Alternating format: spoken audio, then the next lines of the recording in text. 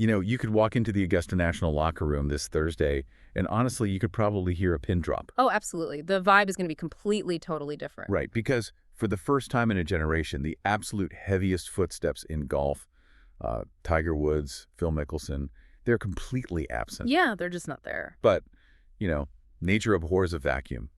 And what is rushing in to fill those empty legacy lockers is arguably the most volatile, globally untested, and frankly, dangerous field in Masters history. I mean, the silence in those traditional corners of the clubhouse is definitely deceptive. It really is. Yeah, for sure. Because we are staring at an incredibly unusual convergence of variables for this tournament. I mean, you have a competitive landscape that has been forcibly cracked wide open. You have systemic structural changes to how players actually qualify to get onto these grounds.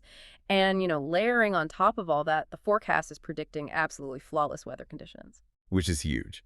So it is Monday, April 6th, 2026, and as we welcome you, our listener, to this custom deep dive, our mission today is to really just cut through the standard tournament preview noise. We're going way past the standard talking points. Exactly. We have a massive stack of global golf reports sitting right in front of us, and we're going entirely past the leaderboard. We want to understand the shifting tectonic dynamics of professional golf right now. And specifically how all these global storylines are going to just collide at the Masters, which tees off this Thursday, April 9th. Okay, let's unpack this because the very first thing leaping out of the data is the sheer magnitude of the missing guard. I mean, it's jarring. It really is. Now, the tradition remains intact with the honorary starters, obviously. Right. You know, Jack Nicklaus, Gary Player, Tom Watson, they're all fulfilling their roles. But when you look at the actual competitive roster, the baseline is just missing its heaviest notes. Right. Tiger Woods is not participating. No. Phil Mickelson withdrew due to a family health matter.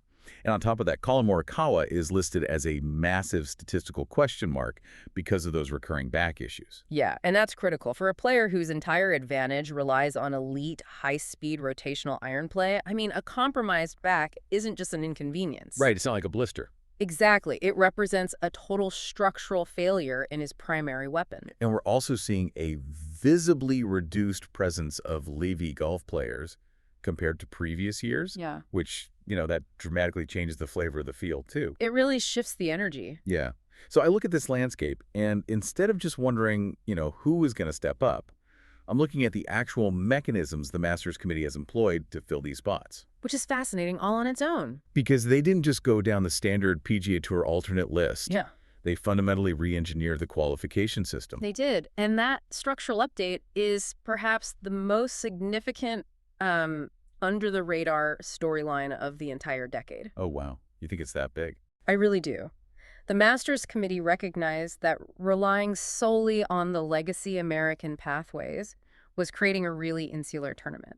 Makes sense. So to ensure they are actually hosting a true world championship, they placed a heavily weighted emphasis on international and national open championships. Interesting. So they're allocating spots based on global meritocracy rather than just domestic points lists. Exactly. If we connect this to the bigger picture, it's about acknowledging that the talent pool outside the U.S. and Europe has just deepened exponentially. Yeah, it's like a classic long-running Broadway play where half the veteran cast has suddenly been replaced by these international understudies. That's a great way to put it. But let me push back on that for a second. Does the absence of names like Woods and Mickelson, plus, you know, a hobbled Morikawa, does that diminish the aura of the Masters? Or does it just clear the stage for a more exciting, unpredictable narrative? Well, I think it's the latter. And we are seeing this narrowing of the gap everywhere, across the entire sport. Like, look at the LPGA Tour reports we pulled for broader context. Oh, right, Lauren Coughlin. Yes. She just took a wire-to-wire victory at the Aramco Championship in Las Vegas. And she held off Leona Maguire and Nelly Korda to do it. Which is no small feat. Right. And the reports specifically note that while Korda is playing consistently, she hasn't maintained that absolute untouchable dominance we've seen in the past. The Coughlin victory perfectly illustrates that broader ecosystem shift, doesn't it? It does. The mathematical gap between the #1 ranked player in the world and, say, the 50th ranked player has shrunk to microscopic margins. Because The tech is everywhere now. Exactly. The Tier 1 advantage is evaporating because access to elite coaching, biomechanical analysis, and statistical modeling, it's now universally available. Which means the players arriving at Augusta this week are bringing momentum from incredibly diverse, highly optimized global pathways. Yep.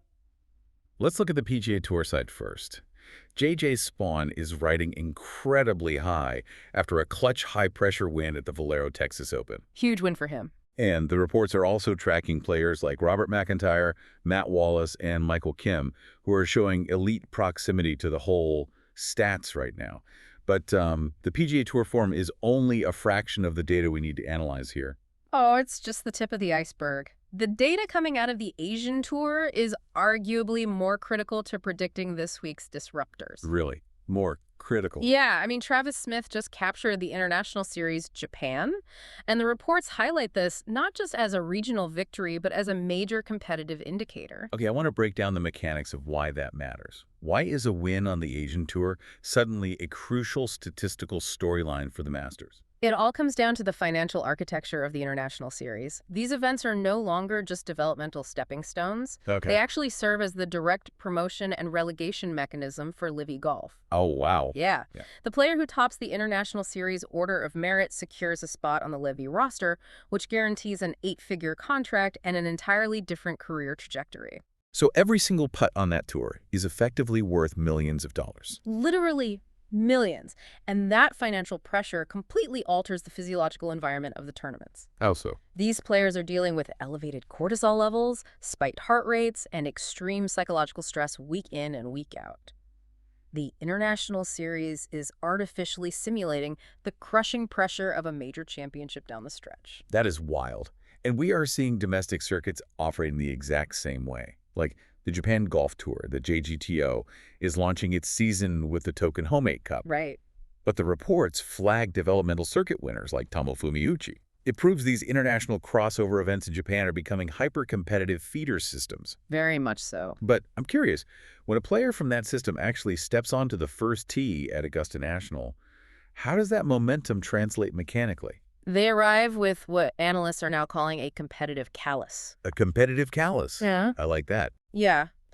In the past, a player coming from a smaller international tour might suffer a catastrophic breakdown in their swing mechanics on Thursday morning. Because they're just overwhelmed by the environment. Exactly. Their central nervous system was just overwhelmed by the media, the patrons, the gravity of the venue. But today, because of the massive stakes on tours like the Asian Tour, these players have already stress-tested their swing mechanics under life-changing pressure.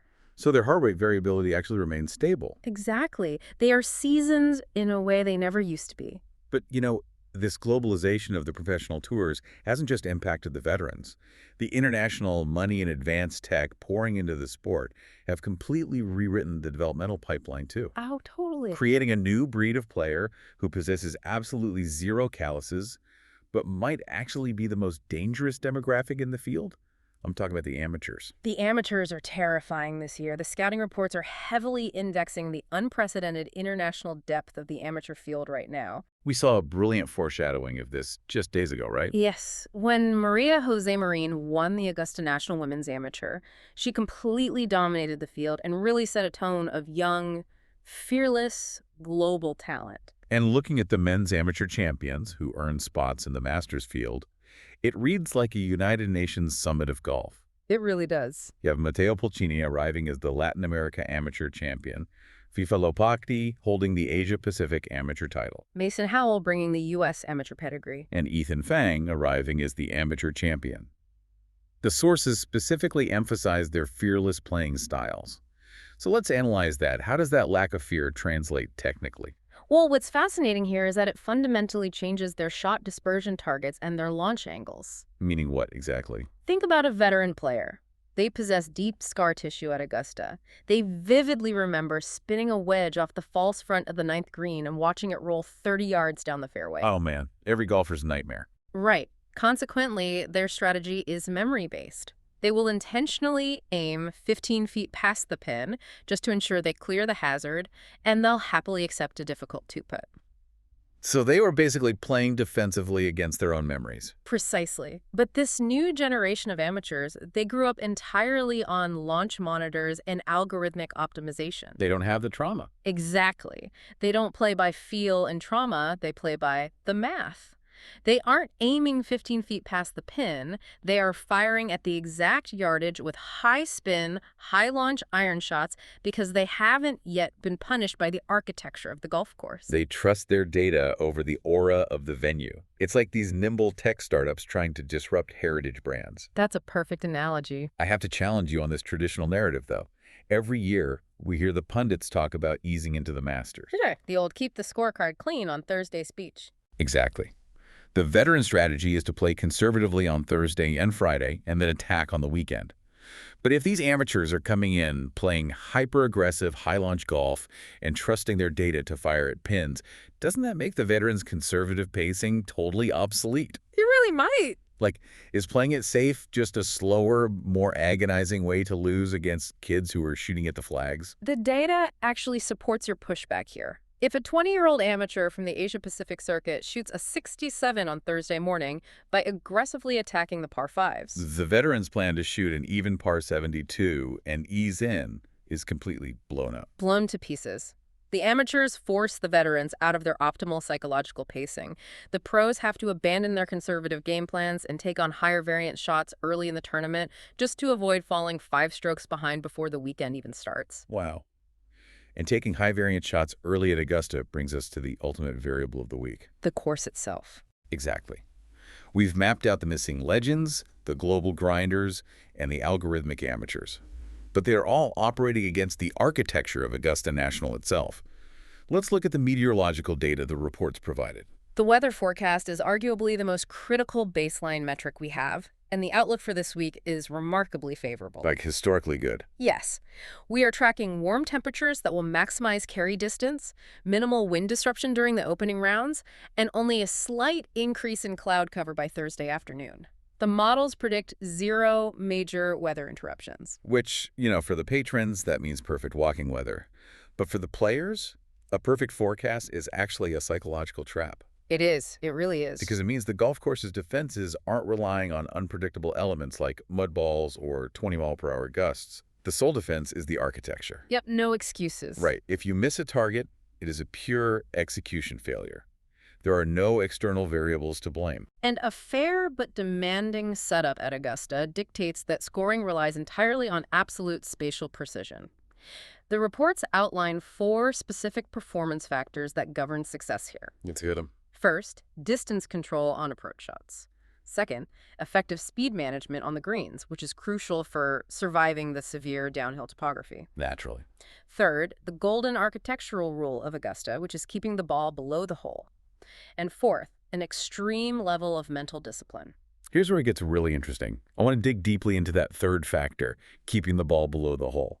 Because the reports mention the puddleize principles, and this is where the strategy moves from golf cliches into pure mathematics. Oh, the puddleize data is mind-blowing. Explain how the puddleize data actually models these greens. So the puddleize system doesn't just measure a player's proximity to the hole in feet.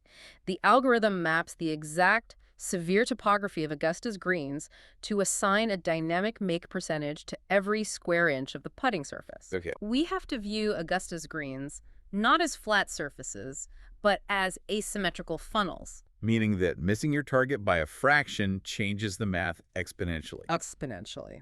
The math dictates the entire approach strategy. If a player hits a shot that lands 15 feet above the hole, the topographical data might assign that putt a meager 4% make probability. 4% from 15 feet. Because gravity forces the player to putt defensively, they are barely tapping the ball to keep it from rolling off the green entirely. Wow. However, a shot that lands 25 feet below the hole might carry an 18% make probability because the player can strike the putt firmly up the slope, eliminating the break. That is wild. So aiming for the absolute middle of the green, which sounds like traditional mental discipline, is actually statistically reckless if the middle of the green leaves you above the hole. That is the central paradox of Augusta National. True mental discipline here requires surgical aggression. Surgical aggression. Yes, you cannot play a defensive iron shot to the fat part of the green. The discipline lies in committing to a highly specific, aggressive target area below the hole, while fully accepting the catastrophic risks involved if your execution is off by 2 yards. Because if your spin rate is off by 100 RPMs, the ball hits the false front, and you are 40 yards down the fairway pitching back up. Exactly. It's a math test taken while walking a tightrope. So let's run the top contenders through this exact statistical lens. Okay, Scottie Scheffler's data profile is uniquely suited for this model.